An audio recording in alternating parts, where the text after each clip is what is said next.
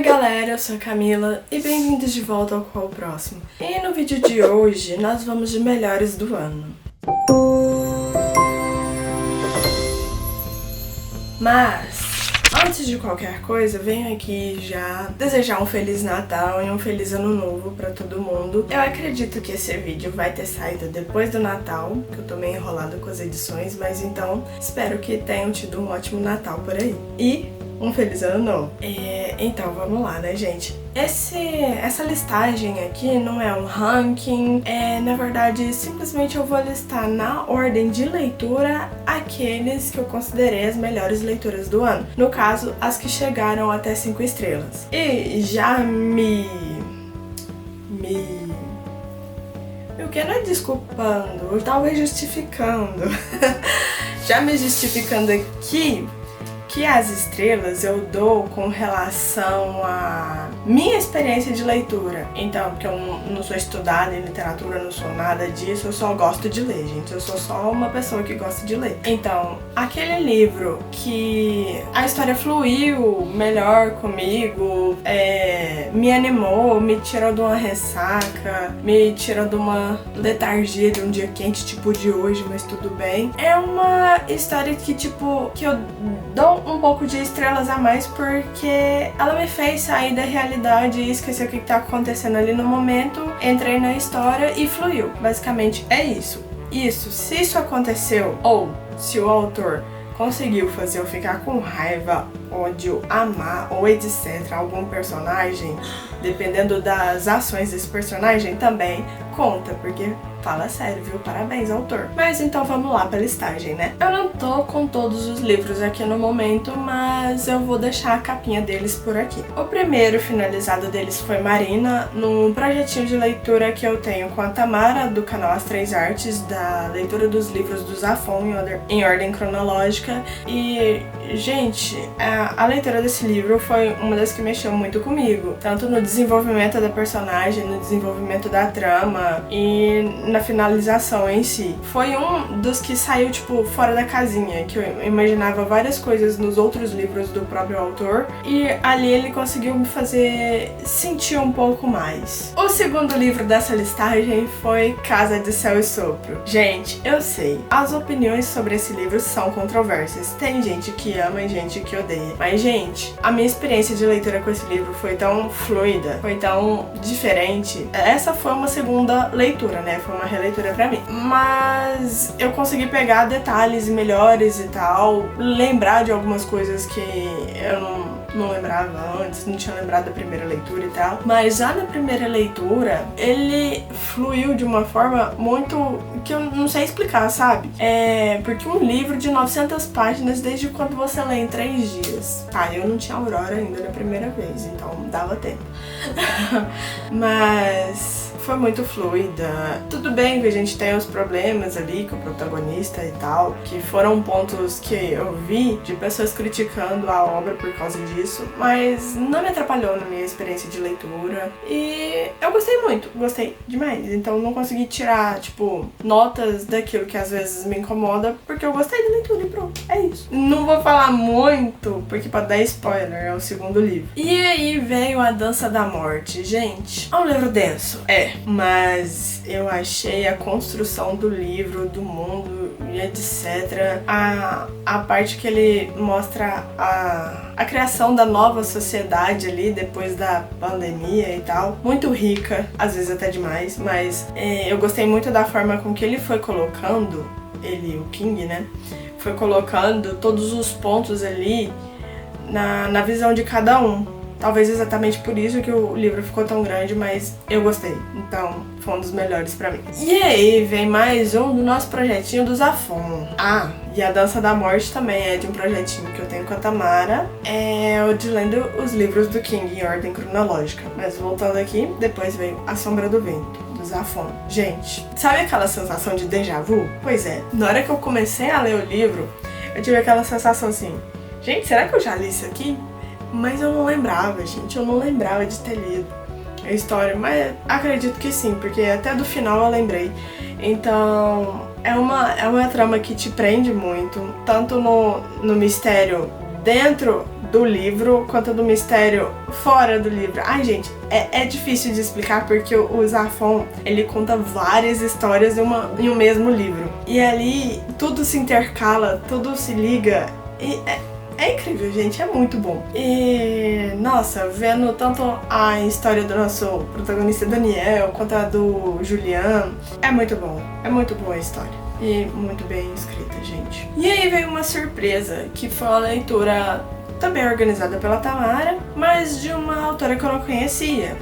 E o livro foi Prímulas em Meio à Guerra. E aí, gente, foi uma leitura muito incrível, mas tem um detalhe que mexeu muito comigo, porque tem uma trama com relação à separação de mãe e filha e reencontro delas depois. E isso mexeu demais comigo. Talvez por isso, pela Aurorinha tá bem novinha ali e tal, por isso mexeu muito comigo. Mas eu gostei muito da leitura, do desenvolvimento do romance, do desenvolvimento da trama depois dessa menina, depois de mais velha, procurando a mãe e tal, e da mãe que nunca desistiu da menina também e tal, é muito bom. E aí, um queridinho do meu coração que está aqui comigo ainda, porque sim, O Ladrão de Raios, gente. Tem resenha aí no canal, inclusive tá rolando um sorteio de um exemplar do livro por aí.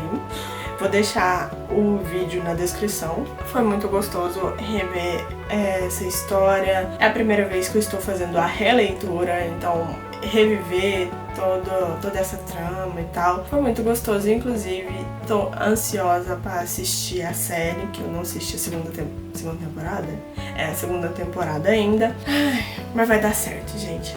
E é isso, é um queridinho do meu coração. Eu não canso de falar aqui que o Rick Riordan, não canso, quer dizer, de falar aqui que o Rick Riordan é meu autor favorito. Então eu não conseguiria dar menos que 5 estrelas pra uma leitura dele. Então é um queridinho meu, sim. E aí veio outra leitura organizada pela Tamara, que eu participei também, que foi A Dama dos Meus Sonhos. Gente, inicialmente, lendo esse livro, eu achei que ia ser muito clichê, que ia ser previsível, coisa do tipo e tal. Tem algumas coisas clichês, sim, tem, mas a forma como a autora escreveu todo o romance, o desenvolvimento e até o plot, que eu imaginei que seria uma coisa, mas foi mais ou menos essa coisa, foi muito bem desenvolvido e, tipo, me surpreendeu, porque eu esperava uma coisa e foi só mais ou menos essa coisa. E, tipo, a forma como ela desenvolveu a história toda, eu não quero explicar o que é o plot e tal, mas ali na situação do plot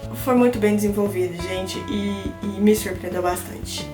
Bastante mesmo. E aí o segundo livro da série, né, meu queridinho, lindo, maravilhoso, Mar de Monstros. Gente, eu acho que ainda não soltei a resenha no canal. Tava dando um pouquinho de tempo, porque eu tinha soltado bem tarde a resenha de Ladrão de Raios, mas vem aí o Mar de Monstros. E, gente, não foi, pra mim, tão bom quanto o primeiro livro da série, mas também é um ótimo livro. Ele desenvolve mais ali a amizade entre os nossos heróis aqui, fala um pouco mais sobre algumas mitologias aqui pra gente ir seguindo aonde a série em si quer levar a gente. E é uma boa continuação, vamos dizer assim. Pra não falar demais aqui, né, porque ainda vai sair resenha aí. Eu não consigo, gente. É uma série queridinha do meu coração. 5 estrelas. E aí, depois teve A Longa Marcha, do Stephen King. Tem um mini vlog aí no canal. Vou deixar tudo nos cards, ou linkado aí na descrição. E, gente, eu já tinha ideia, assim, do que seria a premissa do livro. Já esperava, imaginava, mas, tipo, não do jeito que é escrito aqui.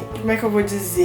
Apesar de ser um tema tenso, literalmente é um suicídio coletivo, a história te prende. Você quer torcer pelas pessoas, mesmo sabendo que não tem como torcer por todos eles. E, nossa, é angustiante, é tudo. Eu não conseguia parar de ler. Não conseguia. Eu queria mais. Eu queria muito mais do depois dessa história aqui, mas depois que a gente entende o que realmente significa a marcha, o que realmente quer dizer por trás do livro, eu fiquei, sabe, em estado de choque. Eu não sabia o que eu achava, eu não sabia o que eu sentia, eu não sabia nada. E ao mesmo tempo entendia tudo. Ai, gente, é confuso. Então, mexeu muito comigo esse livro e a leitura foi muito fluida, muito rápida. É muito bom. E aí, dos últimos livros que eu dei 5 estrelas este ano foi A Maldição do Titã, que a gente finalizou aí recentemente. Já fez a discussão no grupo mesmo, lá do Catarse. Porque a gente tinha finalizado as lives, conteúdos de lives, conteúdo ao vivo, então a discussão foi no grupo do WhatsApp mesmo. Mas, gente, esse é o meu favorito da série. Esse é o favorito. Aqui tem um amadurecimento visto muito bem, assim, do Percy em si. Tem o amadurecimento dos outros personagens também, tem. Só que foca muito no Percy, né? Óbvio, nosso personagem principal.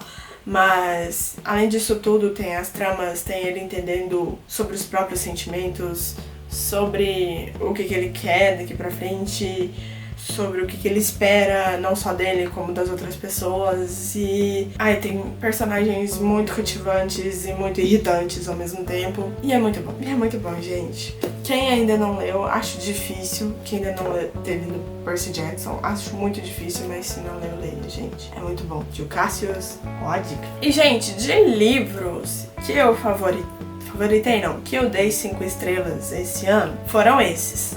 Ainda tem uma leitura rolando aí. Eu acho que eu não vou conseguir terminar esse ano ainda, então vai ficar pra dezembro, pra janeiro.